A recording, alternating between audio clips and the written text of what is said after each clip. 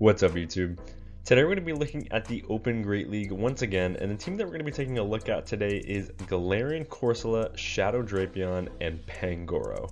This was actually a team that I suggested in my top teams video, so if you haven't seen that video, go check it out. But this is actually a submission from Colonizer442385, and he says, "I'm still learning the team, but so far having lots of success with it." And that's all he had to say. And he is around low ace 1900 range.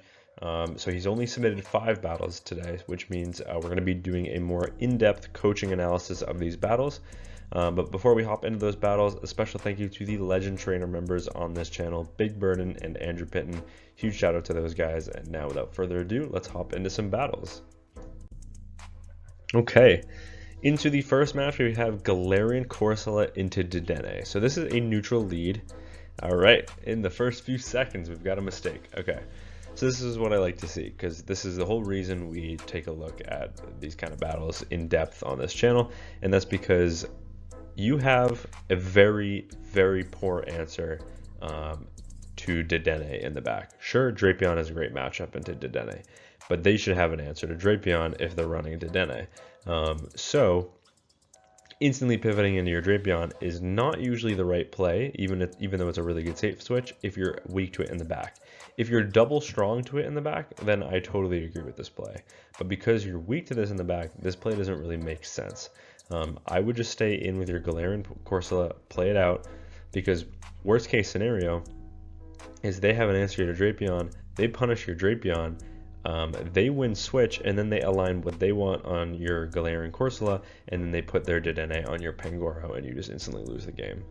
So we'll resume. Let's take a look at how this plays out. They're actually going to let you get to an Aqua Tail before they even switch into something else. So maybe they don't have an answer to this in the back. They're going to take that Aqua Tail, they're going to bank all of that energy, and then come in with a Fury Cutter Gligar. So actually, I wonder if this is another one of my teams. Because I have a team that I've showcased on my channel that is Dedenne, Gligar, Dusclops, which is a little weak to Drapion, actually, in fact. They do full send the dig there, which is not necessary. Your Shadow on Shadow, the opponent could have gone straight Aerial Ace and probably outpaced you to 2 moves here. But because they full send the dig, you actually might be able to flip switch here. I believe that was a CMP tie Aqua Tail to their Aerial Ace. Aqua Tail picks up the knockout. What is it in the back? It is the Dusclops. So we actually have 2 people running my team in the same battle, which is pretty cool. I believe other content creators have showcased this team as well, so I'm not surprised. Can we also get to an Aqua Tail? Not quite. This does have a lot of energy, but now, ooh, okay. So I think maybe what the issue here is you're not understanding how good of a matchup GALARIAN CORSOLA has into Dedenne. It's a completely, entirely neutral matchup. Dusclops is completely walled by PANGORO. They have to go for non-stab ice punches. So just come in with PANGORO here. It only takes 4 karate chops, which is faster than 3 hexes to get to a Night Slash to pick up the knockout. And then you can just use that extra energy to close combat and bail on the Dedenne and potentially grab a shield. So unfortunately, you align your GALARIAN CORSOLA onto their Dusclops. They blind throw an ice punch, which is pretty nice, but they are at back-to-back moves, so this should be the Shadow Punch coming your way. Shadow Punch is going to connect. You're going to let both of those go.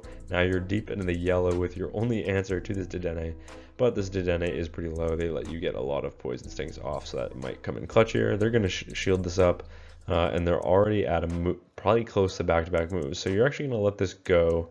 And then just instantly pivot into your PANGORO. I think this is the right play with what you have left. Definitely shield up whatever this is, even if it's a Parabolic Charge bait. It is actually the full send of the play rough. Now you're able to outpace, make it to a close combat, and you are still able to win that game, but definitely a little bit messier than it could have been. Okay. Into the next match, we have GALARIAN CORSOLA into Talonflame. Once again, a neutral lead, so I hope you stay in this one, because you're weak to Talonflame in the back with PANGORO, so you have to stay in this lead, and that's exactly what you're going to do. And you also go for the extra Astonish, understanding good fast move timing there. You're going to let this go. This could be a Brave Bird and bail, and it is. That hurts, and it's Credilli in the back. Okay, So another thing here is you want to bank this energy because now that Talonflame got off a bunch of energy for free, and you want those power gems for later in the match. And you have a good answer to Credilli in the back. You have Pangoro. So in this situation, personally, I wouldn't be chipping. I don't think chipping is necessarily the wrong play because that does potentially set up a Karate Chop farm down plus Night Slashes as opposed to having to go close combat. So I'm not saying it's completely wrong, but I think just switching in your Pangoro maybe a little bit quicker here would be nice. And that's exactly what you're going to do. You are going to eventually switch in your Pangoro. I think you can live a Grass Knot from full HP, so I would have let this gone myself, especially because you don't really need health on Pangoro. They have a Talonflame. Granted, that Talonflame is dry, so if you are able to connect with the Night Slash here and get the full farm down, you can threaten as long as you always go for good fast move timing here. And that's exactly what you're going to do. You're going to throw 2 Karate Chops going for the Night Slash. That is perfect fast and charge move timing. Night Slash grabs a shield actually from your opponent. And if you want, you could shield this back because, yeah, you're going to make it to 2 more Night Slashes before they make it to another charge move, just because they full sent that Brave Bird. So if they shield this, I would go for 2 more, pick up the knockout with the Night Slash. That's exactly what you're going to do. Maybe they're double weak to fighting in the back. That is possible with a Credilli save swap, but what is it going to be? No, it is a Jellicent, and you have a fantastic response in Drapion. I like the quick pivot. Not that they would have been able to hex farm you down before getting to a Night Slash, but Night Slash is non-threatening. They would have come out with a bunch of energy, so I don't mind this pivot at all. I think this is the right play. They're not throwing, they're trying to overfarm quite a bit, so just going for the Aqua Tail, understanding that they're in Aqua Tail range, and that picks up the knockout, and you are once again able to pick up that win. Okay, into the next match, we have Galarian Corsola into Galarian Corsola, mirror lead. This is a matchup I actually would pivot out of. Okay, I'm going to quickly explain. Personally, I would pivot out of this matchup. You have 2 dark type Pokemon in the back, so even though your fast moves are resisted, you are way spammier than Galarian Corsola. So either one of those Pokemon you pivot into, I mean, you would pivot into your Drapion because that's your save swap, but either one would outpace because they both have lightning fast pacing, both 4-5, which is absolutely insane. So because this is a neutral matchup, this is one where you have 2 better answers in the back. You pivot into your Drapion and potentially draw out an answer, or they stay in and you connect with a crunch. Staying in with a Corsola is not the wrong play either, because switching out immediately tells your opponent that you're running an ABB style team with 2 better answers in the back. So staying in is okay. Finding out maybe who wins CMP and then switching out of the matchup would not be bad, but I would commit the shield in this matchup because you don't want to just go down with your Galarian Corsola and then just leave Pangoro and Drapion in the back to deal with whatever, especially if it's something that they would be weak to in the back. But what are you going to do here? You actually are going to let this go. So the opponent is going to win the 1-0 shield scenario, and where do you go from here? You're going to come in with Pangoro. It's a Araquanid in the back. I would have not farmed up this much or thrown this energy. I personally would have just pivoted into my Drapion. Of course, both are taking neutral from Bug Bites, but you've given them a pretty large energy lead. You are going to let this go. Is it only enough for the Bubble Beam is the question, and it is. Okay, so I don't know if they overfarmed it all or not. I wasn't really counting, but they did only fire off the Bubble Beam. So here comes a crunch from your end. This will do some okay chip. You're going to need to make it to another crunch, but you should be able to outpace. No, okay, so they did overfarm quite a bit, and you might know that this is only another Bubble Beam, so you're just going to let this go.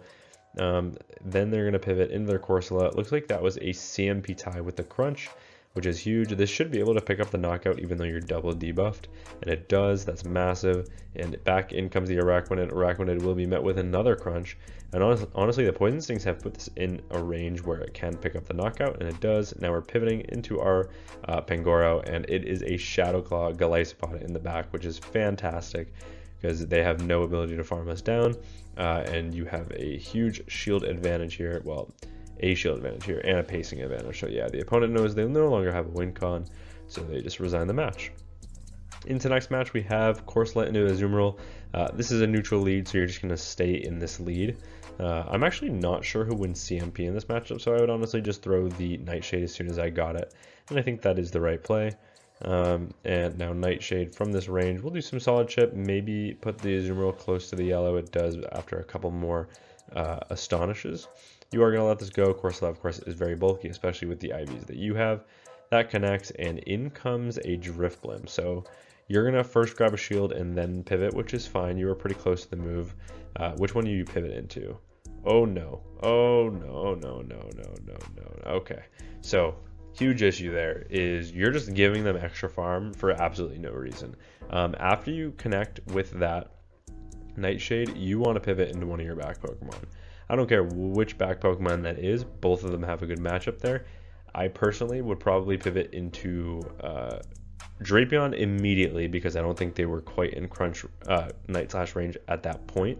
But now after those Astonishes, I would have pivoted into Pangoro because they are in Night Slash range and you have better pacing. But yeah, this is obviously a large mistake on your part. You're just giving them extra farm for nothing in return. So definitely make that switch sooner. You know you're not going to get to another charge move because they're on Astonish as well, and it's super effective. It's going to do way too much damage to your Corsola before you can make another move. I think you realize that, but you realized a little too late, and that's going to cost you, right? They're going to make it to back-to-back icy wins. I do think you no-shield this here. I think you can survive 2 and still make it to a crunch, and you still throw in good timing, which is nice. It seems like your fast and charge move timing is pretty decent for your like elo range. The opponent does let that go because they're already down shields, and it's double ghosts in the back. So fortunately, you have the alignment you need. You just come in with your Pangoro, and this game is over. Obviously, you have to respect a dynamic punch, but you're actually going to outpace them to the Night Slash. So they're probably going to respect this damage. No, they're going to let that go. I would throw 1 and catch there just because this is kind of their last chance they have to throw. That could be a potential lose con, but that's what I would have done because it's flashy. But in comes the Azumarill. You can farm up quite a bit here. You end up throwing on alignment, which is not great because you want to throw on like 4 or 6 here. And by throwing, I think on 5, you let an entire bubble in for free. And because you end up throwing that close combat, that means that bubble is going to land when your defense is 2 times lowered. So that bubble is going to do a lot more. I'm not saying that they're going to get a win out of it, especially if you instantly pivot because they're going to be low and maybe you get the catch. I think that's kind of your only win con here is instantly resetting, saving the shield for Pangoro. I mean, getting the catch is nice and all. You didn't really need it. They're in like Karate Chop farm down range at this point, and you had the shield, so that's pretty nice getting that catch because now you exit with back-to-back moves, and the Dusknoir is nearly energy dry. They had Psychic, which is absolutely the wrong move if you're running Dusknoir. You actually get the boost there. I don't know if you saw that animation, but you got the 2 times Night Slash boost, pick up the knockout with the Night Slash, and you get another boost. That's crazy. You got 4 times boosted at the very end there when it didn't matter. Okay, into I think the final match of the video, we've got Galarian Corsola into a Ferrothorn. They save switch into a Marowak, and I think you panicked because I hope you panicked because this is the only explanation as to why you would be switching in a Drapion, which is weak to Mud Slap, into a Marowak. I will say you have 2 options here. You can either pivot into Pangoro, down energy, connect with a Night Slash before they get to their first charge move, but know that they're probably going to win that matchup, or you just stay in with Galarian Corsola, you take your charge moves there, you full send your Nightshades kind of deal, and you just stay in. The last option that you cannot do is switching in your Drapion. Yes, you have super effective Aqua Tails, but now they can just dictate switch, and that's not what you want in a matchup like this, especially when you have such a good lead. You really want that Pangoro on the Ferrothorn. So maybe you were thinking, oh, if I throw the Drapion away, I can put my Pangoro there, or like Pangoro and Corsola are fine into that Ferrothorn, but not the play I would have made. And I think you realize that's a mistake, so that's why you let that go. Back in comes the Corsola. I would just no shield everything, get the full farm down here. Once you are able to get the full farm down, you'll have loads of energy. Bone Club from the non-Shadow Marowak does hardly anything. Are they going to come back in with the Ferrothorn is the question, or are they going to show us the third? They are going to come back in with the Ferrothorn. So yeah, once again, your opponent like switching when they had a neutral matchup anyways, like very strange play. But you're going to make it to back-to-back Nightshades here. Me personally, I would take this Power Whip on my Corsola and then pivot. You could shield it, but just because you don't know what's in the back, and they're going to have an answer to fighting in the back if they've ever team built in their life, so this could be risky. They are going to pivot, and it's a Stunfisk in the back. What do I know? This Elo range is kind of known for having its most random team building, and they shield the first. Their only win con was trying to call a bait there, and they shielded the very first Night Slash, which is absolutely ridiculous. So your opponent also making all the wrong plays in this matchup, which is going to definitely help you win this game. As soon as that close combat connects, though, when you full send the second one, they resign the match, and you are able to take the win. So yeah, thank you for submitting your battles, first of all. I think this is a very solid core, and I think this shows that there's very few Pokemon that can break it. However, just from a learning perspective for anyone in this range or the submitter watching these battles, there are definitely a few matchups where you just kind of have to understand, okay, is my lead neutral into their lead? And then the second question is, do I have two better answers in the back? Do I have something weak to this in the back? And that's how you decide whether you want to switch or not. If you do get a safe switch and you don't have a great answer, like the Marowak matchup, just stay in. As long as it's neutral, that's fine. Save your shields. You know you have Pangoro and Drapion for Ferrothorn in that matchup, so like it's not the end of the world. Their fast moves resisted, so if you're able to save shields in that matchup, even if you lose it with the Corsola, if they feel like committing both shields to win switch, that's still going to be a dominant matchup, because then you have a huge shield advantage on either Pangoro or Drapion, and that just sets up the both back Pokemon for victory later in the match. So just a few things to work on. Obviously your fast move timing wasn't perfect, but it was solid. Just a few things to work on, but overall, I really appreciate you submitting the battles. I hope this has been useful to other people as well, and definitely try out the team if you have these three Pokemon. It's a very, very strong core, and Drapion is a safe spot. Working with this core is awesome as well. But yeah, that's going to be it for me from this video. Thank you all so much for watching, and until next time, peace.